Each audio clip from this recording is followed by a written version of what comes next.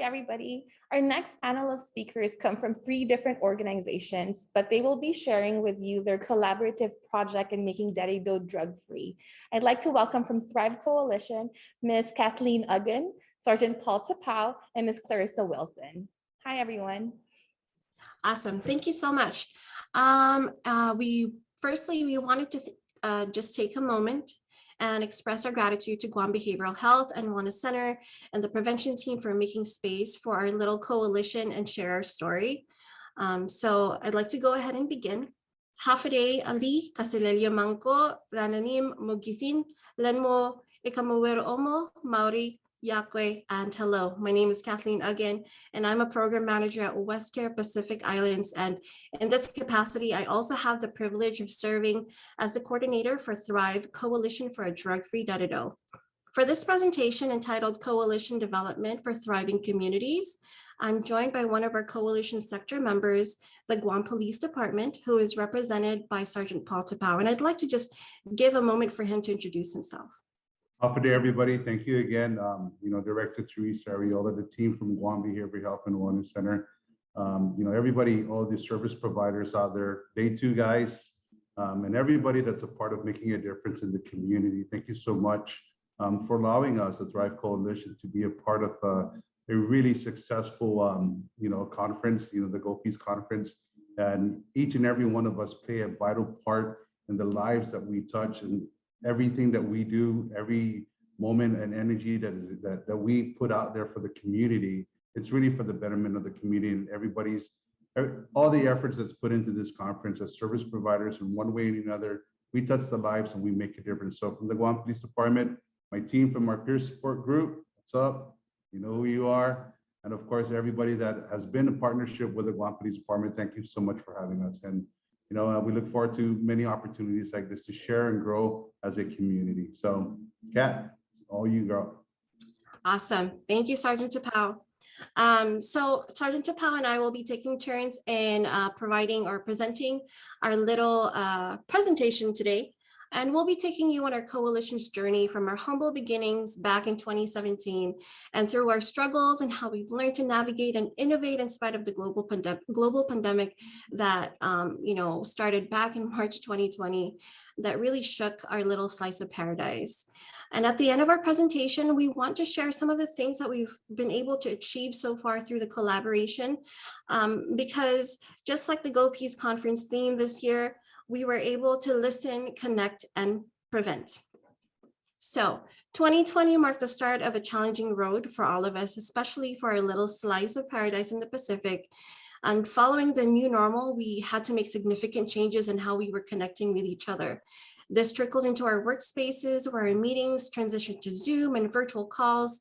And while it was a bumpy shift to virtual connection, we started to craft out innovative ways to still carry out our program's mission and continue providing services to our community. In this presentation, Sergeant Tapao and I have the privilege of sharing our journey in building a village-based coalition using a mix of grassroots and conventional approaches. So today's presentation will cover the following key points. We'd like to share what the Thrive Coalition is about, our humble beginnings, what we did to listen to what our community was saying, how we created these connections and moved our mission forward by first finding what our Thrive Coalition's heart was and our voice, and what we were able to provide to our village community. So they say it takes a village to raise a child, and we deeply believe that in order to affect a meaningful change in the community, we needed every single person to be participating and actively involved. And although it might sound cliche, it truly does take a village, starting from the local municipality, from the mayor and the vice mayor, to the young child who called Derido home. Each of these key players are critical in achieving a vibrant and substance-free community. Back in June 2017, a handful of community leaders created a group led by WestCare Pacific Islands that would take a focused look on substance use within the village of Derido. This group determined Derido to be a good starting point to create a village-based coalition because of the diversity and also the substance use that is plaguing the community. They named their newfound work group as a Coalition for a Drug-Free Dededo, or CDFD. And as you can imagine, the work that's needed to mobilize a coalition, let alone the entire community, required dedicated support. So fortunately, Westcare Pacific Islands was finally successful. Third attempt was definitely a charm in securing a drug-free communities grant for 5 years. It was previously administered by the Substance Abuse and Mental Health Services Agency, or SAMHSA. And DFC grants are now under the Centers for Disease Control and Prevention. Our DFC grants main goal is to decrease substance use, specifically the substances, the following substances, which is tobacco, alcohol, marijuana, and cannabis, among Dededo youth in the grades 7 through 12 grades. So basically, how do we do this? As a DFC grantee, we are focused on 2 goals.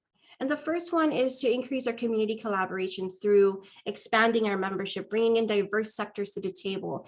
This also means that we are building our capacity as a community to address the issue.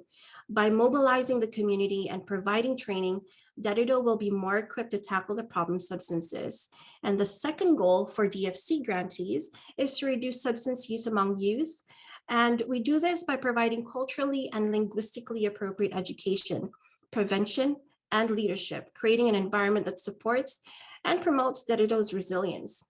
The coalition will decrease risk factors while increasing these protective factors that are related to substance use and misuse. We do this while promoting diversity and ensuring that our membership in the coalition also reflects the unique communities that call Dededo home. So let's talk about who is Thrive. We are a diverse group of youth, parents, government agencies, private sector, and nonprofit organizations committed to empowering Dededo. We support and mobilize the village community to prevent our youth from being exposed to or using alcohol, tobacco, and cannabis. Our current coalition members include the following organizations in our community, and you might see their names here. And we are so grateful for their collaboration and their support. Their partnership has been truly instrumental in making sure that our mission moves forward. So it's been a while, but I'm sure here on Guam, we're all missing our big extended family members and attending, or hosting a fiesta with them, especially, in the southern villages where it's such a feast, right? It's such a gathering. And we have family members, whenever it's a fiesta, we have family members bringing in their own contributions. May it be food, equipment, decor, the DJ, or if you're like me and my appetite for fun. And we have those family members that are known for their delicious signature dishes. That's a lot of times requested by the families. And so we come together to make sure we have great food, great company, and just an overall awesome fiesta. So I view the definition of a coalition as the same way. It's a cooperation and collaborative partnership between sectors of the community, each group bringing their own identity, retaining their own identity, but we all agree to work towards a common goal, and that is to build a safe, healthy, and drug-free community. Thrive is just a vehicle to bring us together as community sectors to develop and carry out these strategies. Another thought that might come into mind is, what is a coalition's purpose? And my favorite way of explaining the coalition's role in the community to our members is the fish in the ocean analogy.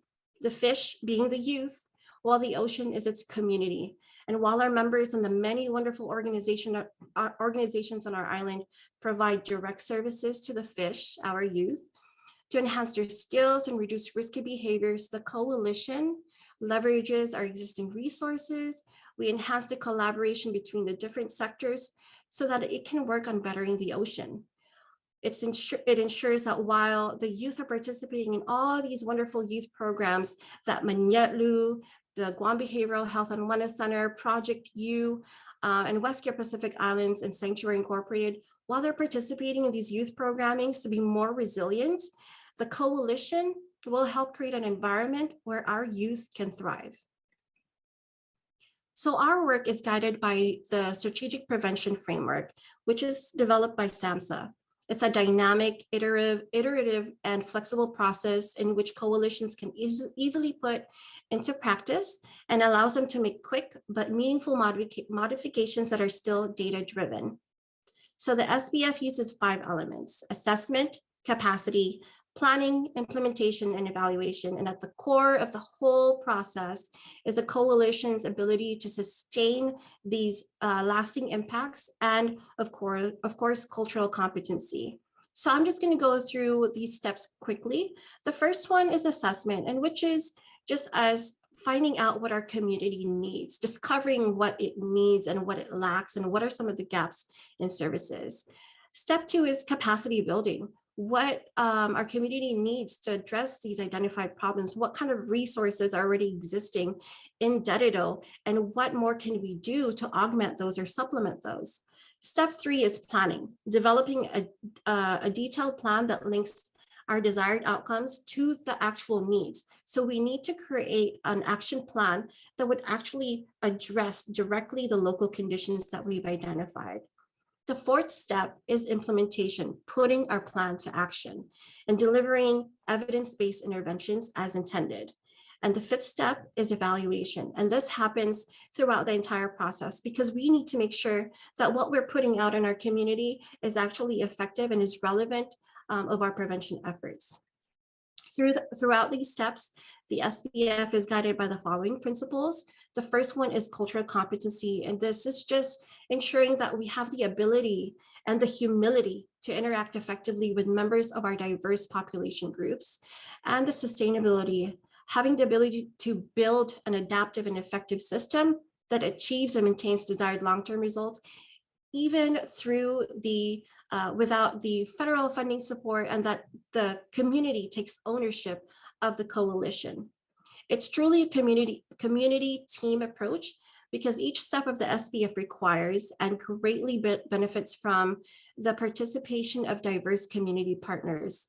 The individuals and entities on board will change as the initiative evolves over time, but the need for prevention partners will always remain constant. And while the SBF provides an overarching framework to guide our work, we also employ the using of the 7 environmental strategies that enable us to create community level impact. And Sergeant Tapao will talk more about these later on. In the world of prevention, we always ask, what else can we do? And the world gives us answers each day. We just have to listen better. And we try our best to do just that. We know that before Thrive can begin its prevention efforts, we must first know our community, and that is the village of Deredo. We must gain an understanding of what has brought us here today and what solutions have been brought before to the table. We needed to hear stories of not just the wins, but also the losses and the attempts. And we needed to know who we were serving and the journeys that shaped who they are today, because we understand that these are the people that will create and sustain the change for the village that they call home. And we also understood that in order for us to create meaningful relationships as a coalition, we must know who we are as a coalition. So our first step was strengthening our foundation. And we know that authenticity creates a path for connection. And so we went through a process that helped us understand who we are, finding our collective voice and core values. So we went through a branding process, and Thrive created its heart. We engaged our sector members and the youth representatives throughout the entire process, from creating the mission, vision, and value statements to extending the search of our new name. Next slide, please. What was known as the Coalition for a Drug-Free Deredo became Thrive Coalition. And through this rebranding process, we came out with a vision, a common vision, which is to create a vibrant, safe, and healthy Deredo community. Our mission here, our purpose, is to empower our Deredo village to reduce youth substance use and misuse through education, prevention, and leadership by creating an environment that supports their ability to withstand challenges and increase their resiliency. And how do we do that? The core values that we hold dear to our heart as coalition is diversity, trust, service, courage, and respect. If you'd like to find out more about our values, you can go to our website, which will be shared at the end of this presentation. Next slide, please.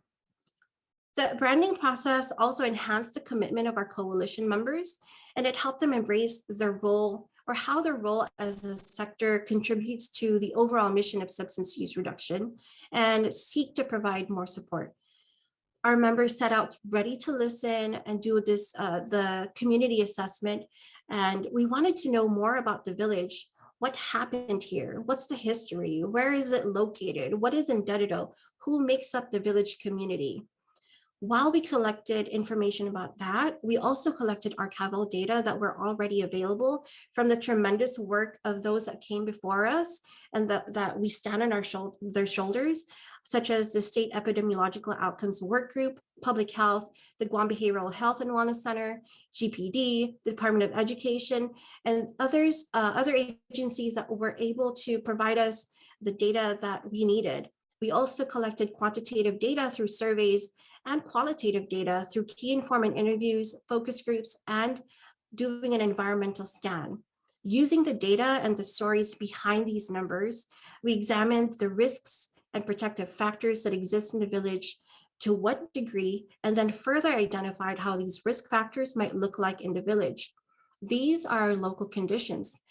And just by listening, we found that 60% of 326 youth taken into custody by GPD Dedido Precinct in 2019 were related to underage drinking. That's according to their 2019 report. We also found that for underage drinking, 25.3% of youth in high school reported alcohol consumption in just the past 30 days. For smoking or tobacco, GDOE data has shown that an average of 63% increase in tobacco-related student infractions. There was an increase from school year 2016 through 2020. In addition, students 13 to 15 years old show 73.5% of them are exposed to tobacco in media in general through advertisements or promotion.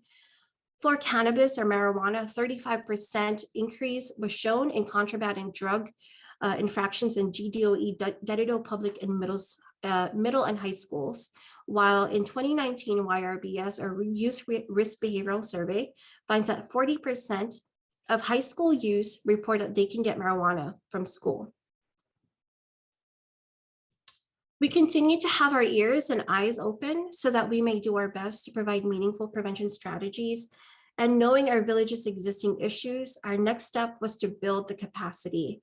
We wanted to make sure that we knew what existed in our community as far as resources and how to leverage those partnerships.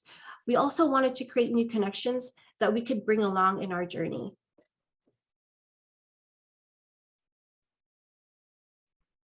I now turn it over to Sergeant Tapao. So understanding the fact that in order for us to move forward with a coalition and how we are going to bring this to the Dedido, the proper of Dedido, we listened, right? We took the data because data does drive direction, and moving forward. Now, how do we connect with those that are embedded within the community? And, you know, Ms. Kat had mentioned that we've been planning, and we've been formulating an approach with the coalition and now the Thrive since 2017. So collectively as a group, you know, we looked at the 12 sectors and understanding who are the important players and who are the audience and who are the culture that we are going to be addressing, and hopefully gain the resources that's going to help build a robust Thrive coalition. So we formulated in understanding the 12 sectors and understanding the local problem and developing local solution. I want to first, before I proceed, I want to commend Dr. David and her efforts with moving forward in changing the age and of course changing legislation, because that's one of the driving factors in what we're using with the Thrive Coalition is the ability to change and of course make new regulations. But we'll move forward in that. And understanding now where we identified the local problem and how do we come up with a local solution. So looking at the youth, right? Dr. David hit it on the head yesterday when she said the missing component that was not there in bringing the idea and the concept as to why we wanted to change the age of tobacco sale and consumption to 21 were the voice of the youth. And understanding that the youth played an important role. We know the problem of what our youth in Dedido are facing. Again, we're targeting the age group from 7th to 12th grade. And the demographic and the population that shows is that we need to find a local solution in identifying this and reaching out to various youth partnership with the Guam Behavioral Health and Wellness Center, such as Youth for Youth. Our Thrive Coalition has youth ambassadors within the schools. These are some of the ways in which we are bringing forth the local solution. Parenting, key component in the child's decision-making skills, the parents. How do we, as a coalition, as a Thrive Coalition, bring forth some parenting skills and to teach the kids about the use and misuse of alcohol, tobacco, and now recreational cannabis? This is a challenge that we're facing now, is that cannabis is now deemed legal for recreational consumption and use. Youth organization, it's really the important component in understanding that there are many groups out there. We've just completed the mural and everything, and partnering with the various organizations that's available within the community plays a vital role in identifying what we can move and how we move forward with our local solutions and keeping it where the kids can understand. The schools, everybody knows that the kids who are embedded in the areas in which we want to serve to provide the information, the schools play that major role. The partnership, the collaboration with the Department of Education, getting us the data and what we needed to find so we can get that direction and how we're going to proceed in addressing these issues. We see the infraction that's coming in on a quarterly basis, tobacco product, when you enter into middle school, straight from elementary into middle school, tobacco products in use. We see that they graduate from tobacco to alcohol and drugs as they graduate from middle into high school. So identifying the critical role with the Department of Education and also our private schools that populate the Dedado proper. Working closely with our government agencies, it's really important that we as a government agency take some sense of ownership and understanding that we play a key role in prevention to education, whether it be enforcement, whether it be to interdiction, whether it be to education aspect. The government plays a vital role in how we can change the culture and of course the demeanor in use and misuse of alcohol, tobacco, and of course recreational cannabis or other drugs. Our healthcare providers play a significant role, and I speak closely to this with our law enforcement. The data that was provided to the Thrive is indicative of what we are facing, not just at the patrol level, but what is also expanded on with our juvenile investigators. So there's a whole slew of understanding where law enforcement plays a role, not just with the Guam Police Department, but also with probation, also with Department of Youth Affairs, also with Sanctuary. They play a vital asset in addressing our local problems and of course our local solution. Our religious and our faith-based organization play a vital role because they're embedded in the community. They really know the constituents, the members of the community. So working closely with them is one approach in understanding that we're including them in part of in building this robust coalition and really identifying where our efforts are going to take us and how we can address it with that. The local businesses have been really generous and really been supportive with the efforts with the Thrive. We've been getting a lot of support from the businesses that populate the Dedado proper, and of course the extended businesses out of that, based on some of the initiative, the community initiative that was brought forth during the pandemic, and we'll highlight that towards the end of the slide or the end of the presentation. Media, I got to commend our media, our marketing team, Ms. Kat and her team. They do a phenomenal job. Media is one of the biggest factors in, if any of you guys are trying to establish one way in reaching a greater audience, hook up with a media partner. I want to thank KUAM for being our media partners. During the onset of the pandemic, the link has been featuring the Thrive Coalition of all the efforts. Ms. Kat, her team, her marketing team has brought forth different types of media approach. My daughter and my son, they always show me the Instagram followings of Thrive and what they're doing. And they're really, they found a niche in how to connect with the kids and the population and the community we try to serve, right? So these are all the areas in which we find as partners in identifying our target audience, how we're gonna pull the trigger in addressing these issues. And volunteers, we're going to be working throughout the year and getting volunteers that make up the general Dedado proper area. Mayor Savares and her team has been phenomenal in reaching out and availing the resources to us. So these are some of the steps in which the growth of the Thrive Coalition in identifying the local problem and how do we address this and finding now a local solution. So, these collective efforts that have been placed, it's part of the growth of the coalition. Go ahead, next slide, please. So in seeing that, we still have to identify that the community we live, the community is within a community. Understanding the community is really where we work as a Thrive Coalition. We find the various groups, we see the needs, right, of each member and really the community needs. And this is where the strategic planning, this is where the deep thought process comes in with the various members that make up the majority of the Thrive Coalition.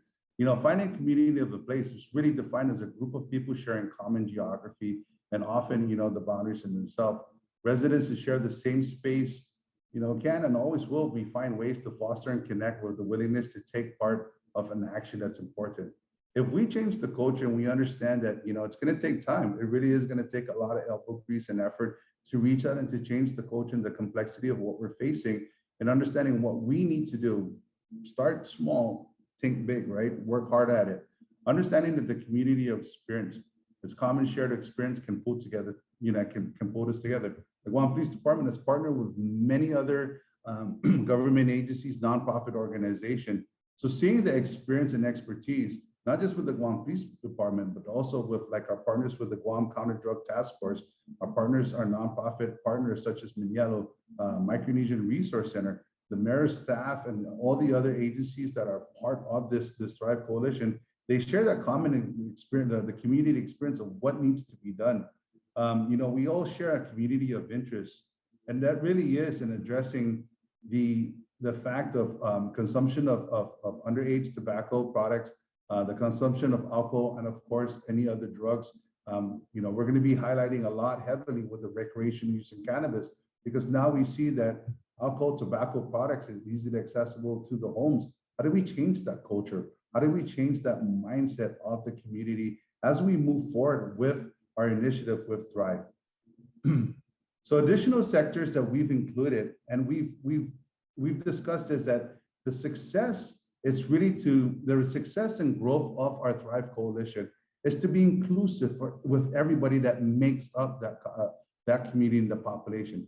Understanding that our families from the FAS and the FSM play a vital part with our efforts and where we would like to take our direction with addressing issues with underage consumption of tobacco products, alcohol, and drugs.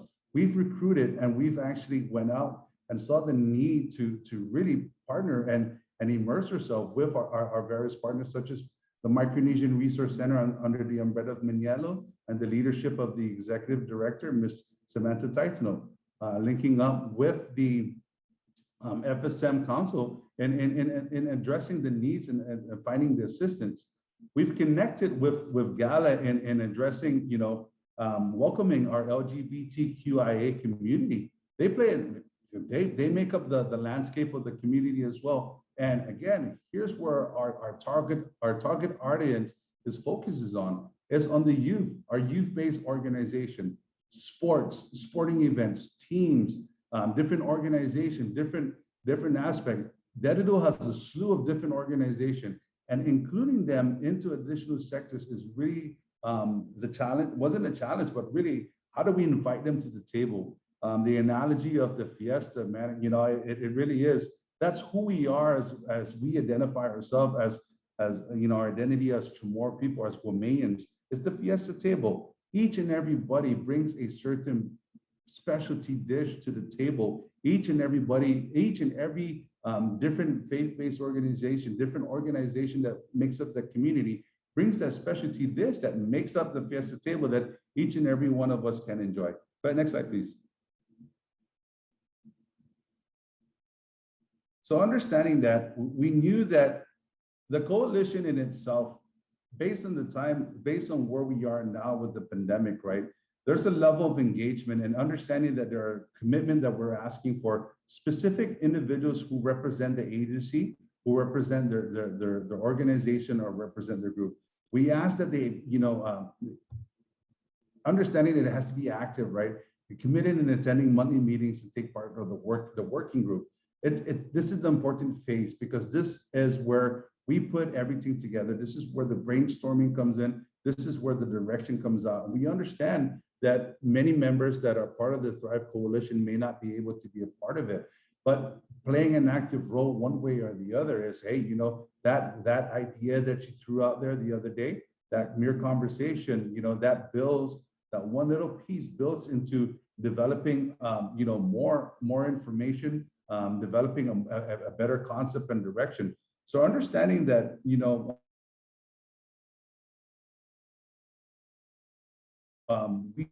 we ask this of certain individuals, you see that they support, you know, understand that we're all in this in one direction, and that's really curbing the use and consumption of underage tobacco products and alcohol, and of course, drugs.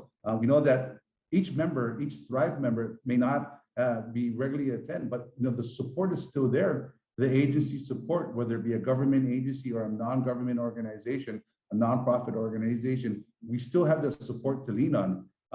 You know, we understand too that it's extended.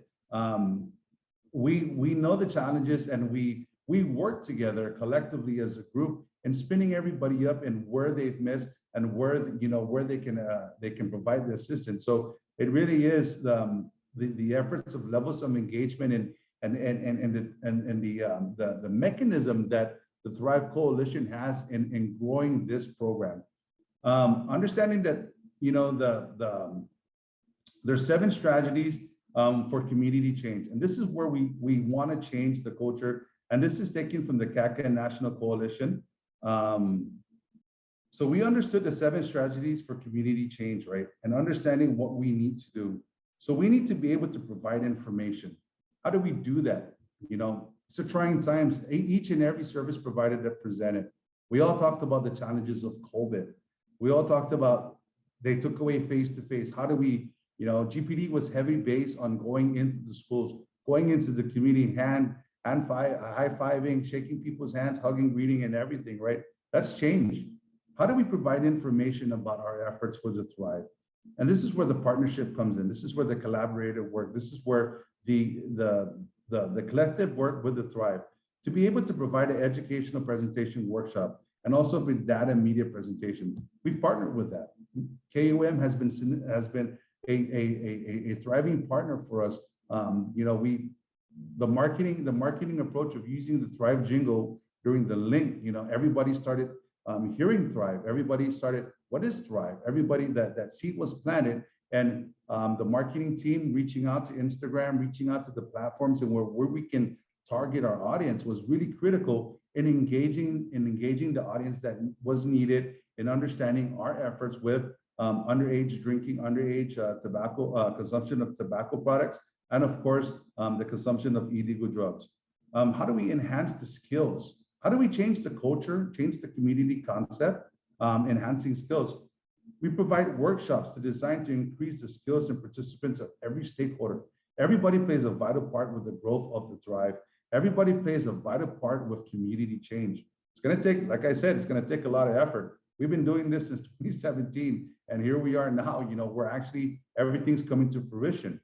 To be able to provide support, it's the opportunities to support people, to participate in activities that reduce the risk, and of course, enhance protection. Enhance access, reduce barriers, or reduce access by enhancing barriers, right?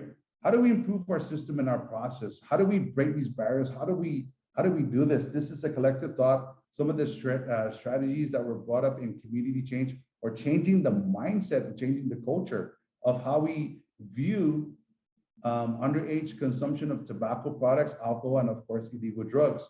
Do we change the consequences? This is where the efforts with Dr. David and her team with the policy change, right? Gave us a platform, gave us a blueprint of what we can do to enhance, change of consequences, to alter the behavior, whether it be to legislation, whether it be to, working with the Department of Education.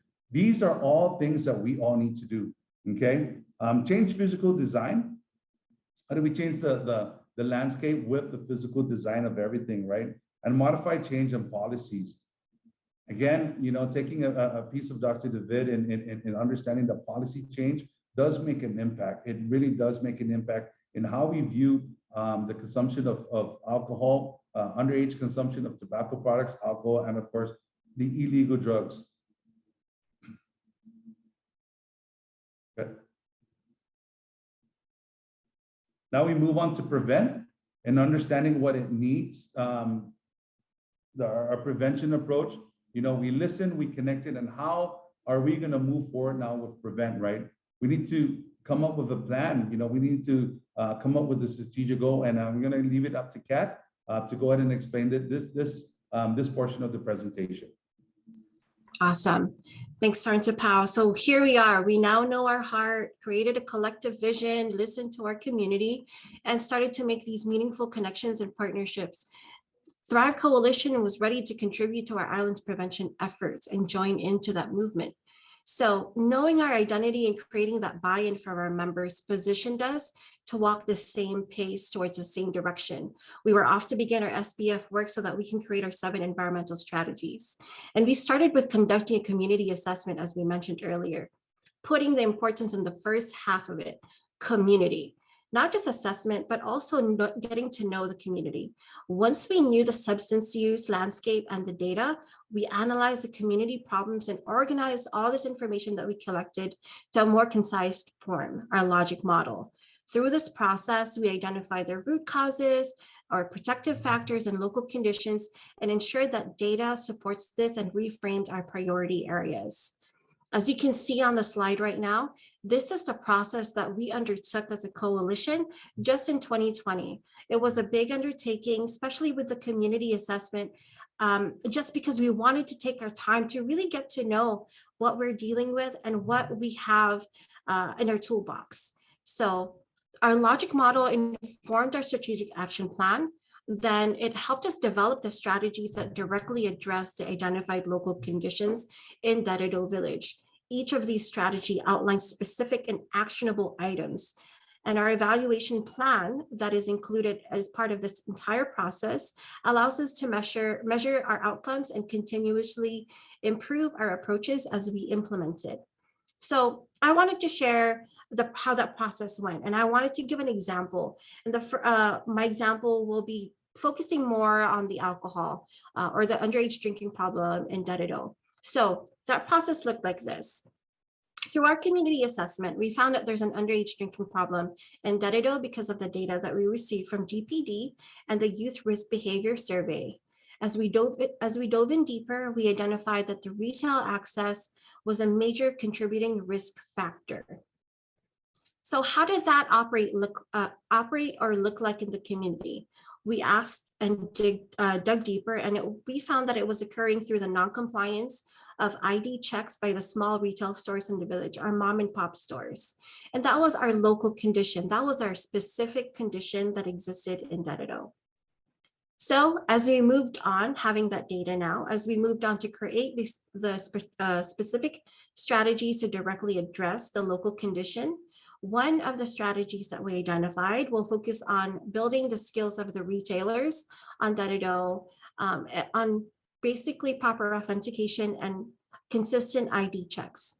And the specific activities that the coalition created under this strategy is to conduct 6 responsible beverage sale education and outreach for free to retail owners and their workers, to develop a video resource that will be made available on our website and shared with our partners for easily accessible and online access. And we're going to provide our store owners and workers a 1-page tip sheet available in 3 major languages spoken by the retailers as what we would from what we would collect from our retailer survey. So this is just an example of a strategy that's developed by the coalition through the collaborative work sessions, in spite of the limitations that were imposed by the pandemic. We're ready to implement this in our next action plan, and we hope to connect with more organizations to help us achieve this. And so I'd like to now shift and share our achievements in the past couple of years that we've been really re-energized and revitalized, and Sergeant Tapao will take you through some of the things that we were able to complete.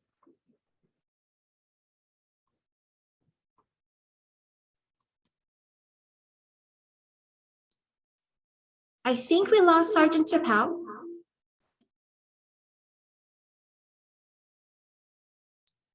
I think we lost Sergeant Tapao, but I'm just going to go ahead and forge through. And some of the things that we were able to accomplish in the past couple of years is our Thrive commercial. We also did, as mentioned, community assessment. We'll be showing our Thrive commercial here, which we developed in 3 languages: English, Chamorro, and Chuukese. Today, because of, for the sake and to be respectful of everyone's time, we will be showing the English version. However, on our YouTube channel, you can find the Chamorro and Chuukese versions. It was made with the amazing crew at Mighty Island, but the talented cast were all volunteers from our community, willing to help spread the message that it truly does take a village to raise a child. We also did a lot of capacity building training, especially for our stakeholders, not just for our coalition members, but also for our parents and caregivers, and also our youth members. Also, we did several prevention messaging or prevention education campaigns on social media, and you might find us on thrive.gu on Instagram, and you can really look at what we were able to push out in the past couple of years. And also we were able to establish our website so that you can find us anywhere at any time and reach us as you look for support or how we can provide support. And I'd like to go ahead and go to the next slide and show just what we were able to achieve. All right, so this is the commercial. What does it take to raise a child? It takes trust. It takes courage. It takes family. It takes respect. It takes a village. It takes you. Help us keep our village a vibrant, safe, and drug-free community. Awesome. So the next one is just as some samples of our prevention education social media content that we put on our Instagram and also our Facebook surrounding, substance use education.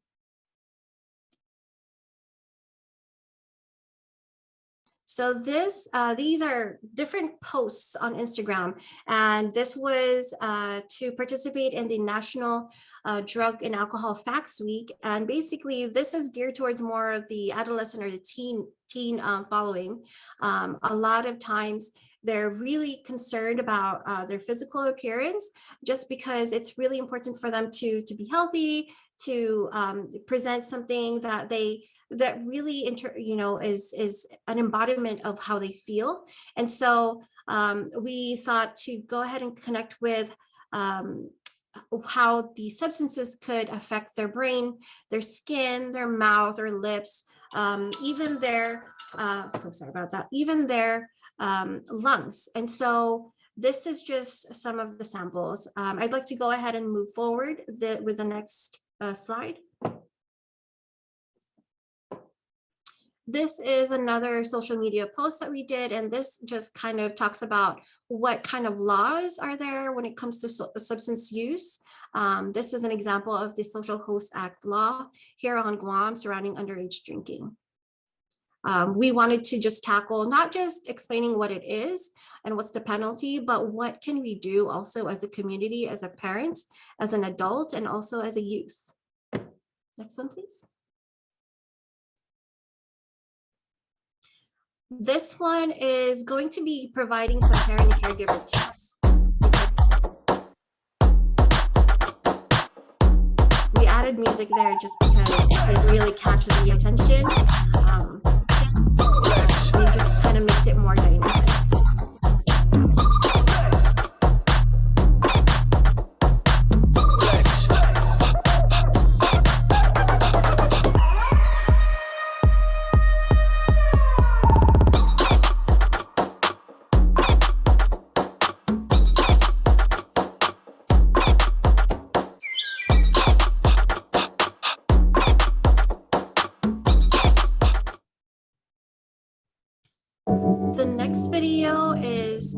talking about what our teens want to know. We reached out and asked real teens about what they wish our parents and adults would like to understand about them.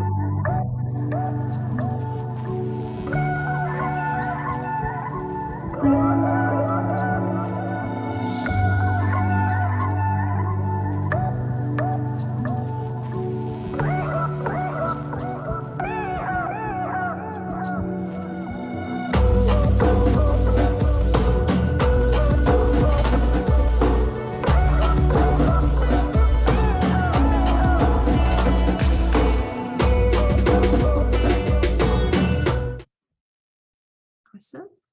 Bonding This next together. one is placing importance in Caregivers bonding. ask, what does it take to prevent my youth from drinking alcohol? Children are less likely to drink when their parents and caregivers are involved in their lives, and when children and parents and caregivers feel close to each other.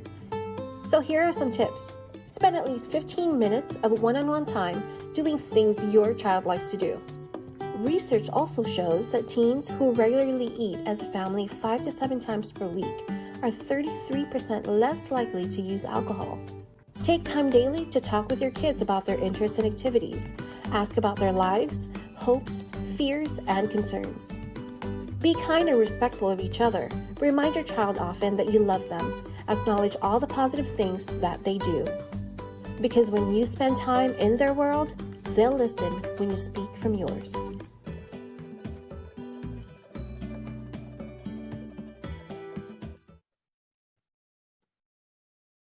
Right, and this one is something new that we just pushed. It's our family quality time deck, and it's just a deck of cards that are going to give our families some ideas how to spark meaningful conversations and activities as a family so that they can strengthen their bonds. Because as the previous video showed us, when you strengthen that bond, it lessens the risk of getting exposed to or engaging in risky behaviors like substance use. The next slide will show some examples of how the deck looks like. So there's 2 sides to it. The blue is about conversations, gives you topics of what your family can talk about. And a lot of them can go deep. There's also a portion where it kind of gives you a bonus on how you can dig deeper. The purple side is activities that could give you, your family, some ideas on what you can do, especially on a Saturday when there's no plans and you just want to do something spontaneous. If you would like to get a copy of our quality time deck for your family, let us know and we'd love to give you a copy of it. And the next slide, please. And this is just a video of our Saginaw-Lanazen cleanup, because clean and vibrant neighborhoods really make way for safe and positive activities for our kids. And so go ahead and show it, please. This is how we thrive. And it went like.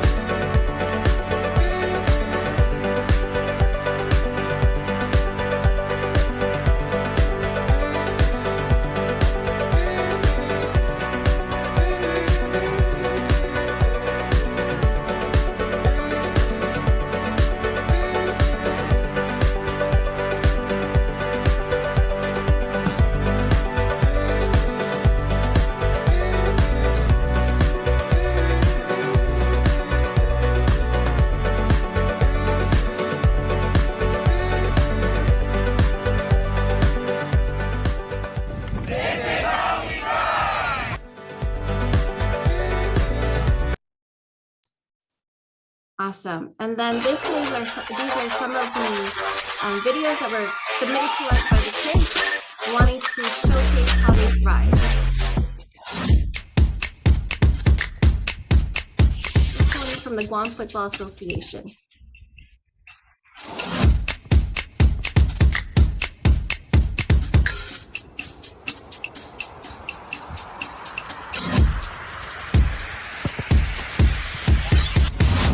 This is how I thrive to stay drug-free.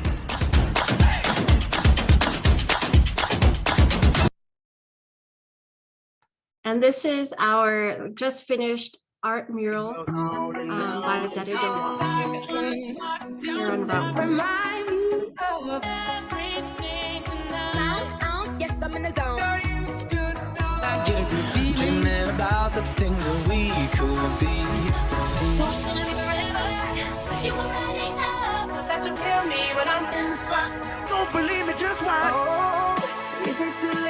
I need a one dance.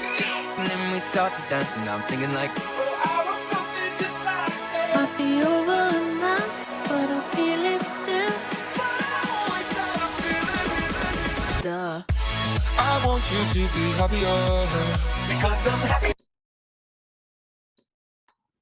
Awesome. And last but not least, we would like to also spotlight our sector members, because without their efforts and their support, this would not be possible. And so we highlight them by doing a sector spotlight.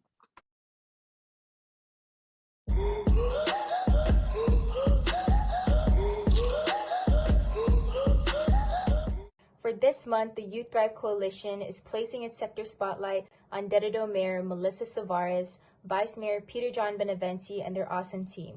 Aside from their leadership to provide resources for the village, they continue to seek out and bring in community programs that help Dededo youth thrive.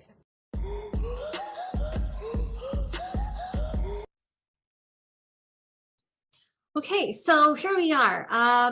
We would like to invite everyone who is viewing this presentation today and who's with us to thrive with us. You can join and support by being a sector member.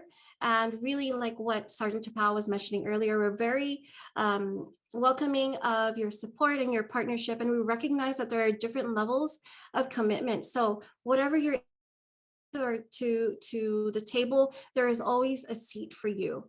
We could also help our youth coalition thrive. They're always seeking to learn and get more training and find out what they can do for our community.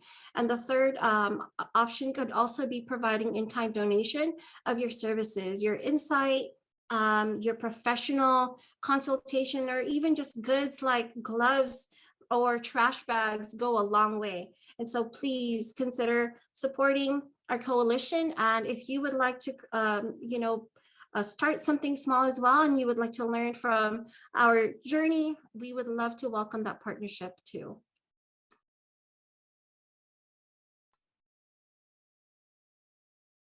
So here we are, and I'd like to go ahead and surrender it over to our moderators. Okay. Let's see.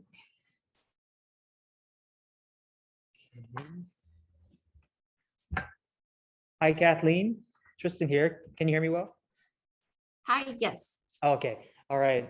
Great presentation. We have a lot of good comments. Everyone loves the videos. I think the videos are very effective and relevant to kind of showcasing what you guys at Thrive do and what your goal is. Right. So we have about time for 1 or 2 questions. Okay. So the first one is coming from Jamela. So she says, listening to your inspiring presentation about the approach that Thrive has taken to positively impact in the Dededo community looks very much like what goes on in understanding the village's historical hurts and trauma, and using that context to create interventions that are meaningful and effective. Curious to know if you have any thoughts on tracing even further back into the historical experiences of communities that might be contributing to the behaviors that we're seeing in the youth today. Definitely. The community assessment that we did back in, I say back in 2020, like as if it's 10 years ago, right? But just last year, it really opened up our eyes, because we at least from my experience, I drive through Dededo, every week, and not thinking what types of history has gone into this community. And like what Ms. Jamela had mentioned, the historical trauma, what are the contributing factors that led to this today? And so our community assessment that we did last year, we plan to do that on a regular basis, because we want to expand on what we know so far, because we know that there's a lot of information that's not yet discovered. One of the challenges that we encountered while doing our community assessment is that there's not a lot of data that is village specific. A lot of our agencies collect data that are just island-wide, right? And so when we asked our agencies to kind of break that down more specifically, they were so gracious and generous with their data. But I think it's if we were given more time, because last year we really wanted to roll this out, but for the next community assessment, we'd love to have Ms. Jamala and her partnership and kind of partner and go through that journey with us and doing our community assessment again. Right, there you go. You have a new partner, Ms. Jamela. So this one more coming from the chat. So this one comes from Rose. What would it take for the mayors to host or sponsor a Thrive teen and or adult organization for their village? I think, you know, we had that conversation, at least with Mayor Alec already, who's the current president of the Mayor's Council of Guam. And he was very much interested in, you know, expanding the work of something like this also in his village and possibly in the other villages that could really benefit from this type of village-based coalition. And so Thrive Coalition and West Care Pacific Islands, we have expressed our support in that endeavor. And if they, when they're ready, we are here to provide the tools and resources that we've been able to gather along the way. And whatever we could do to help get that started, we would love to be part of that initiative as well. All right, thank you very much. So it looks like we're gonna have to wrap up and start our next session soon, but is there anything else you wanted to say while closing out? I think just thank you so much for, you know, having us here and creating the space for us. And I know a lot of times they say, you know, we get asked, how come just Dededo, you know, and I'm like, man, I wish, but a lot of our community events, a lot of our initiatives, even though we're saying we're Coalition for a Drug-Free Dededo, this is really for our island. And this is just the beginning. And we hope that through our little presentation, it could spark some flame and you know, our champions in our community and take this on. And if you're ready and when if you feel that this is something that you could do for your village, even if it's not just, you know, a formal coalition, even if it's just a group of kids that really want to do something meaningful and impactful, we're here to support. And if there's any way that we could augment your efforts right now in your community, please let us know. And we would love to be part of that as well. All right, so Yeah, if I may. Yeah. If I may, you know, I mean, like what Ms. Kat said, you know, she's spot on about how this is just a small seed, but it'll continue to grow throughout the island, you know, and it really is everybody just wanting to get involved. The needs assessment is there. We are now moving in the phase where data does drive the direction. And of course, where we address the efforts, how do we address it, the approach, the collective thought that's being put into just a certain project or a certain theme. There's a lot of partnership that's in play, and the more the merrier. You know, like, you know, the analogy of the Fiesta plate, the analogy of the fish in the ocean. We're Pacific Islanders. You know, there are no barriers. We didn't mention about the barriers that are there. You know, we've learned. I would be open to say that the Guam Police Department has learned to be inclusive. You know, when we started our community affairs, when we started our auxiliary service, when we started our neighborhood watch program, when we started our youth-based initiative. And the only way that we can better our community and better the service is to really collaborate and partner with the organization that's already embedded with the community. So, you know, if anybody's interested, there's a lot of work that needs to be done. We have a lot of projects coming up. You know, we look forward to it. Stay tuned and, you know, continue to thrive, you know, and these are trying times. You know, just take care of each other. You know, we'll take it one step at a time and we'll get through this. So thank you again on behalf of the Guam Police Department, our team from, you know, GPD, and of course, everybody that's a part of it, Project Q. Thank you, Kat, for everybody and all the service providers. You do make a difference. Know that you do matter. Take care of each other. All right. Thank you, everyone. Thank you, Sergeant Tapao, for joining us and ending it. Okay. Thank you, Ms. Kathleen, and everyone for from your organization. Peace thanks you, as well as Guam Behavioral Health and Wellness Center. So thank you. Now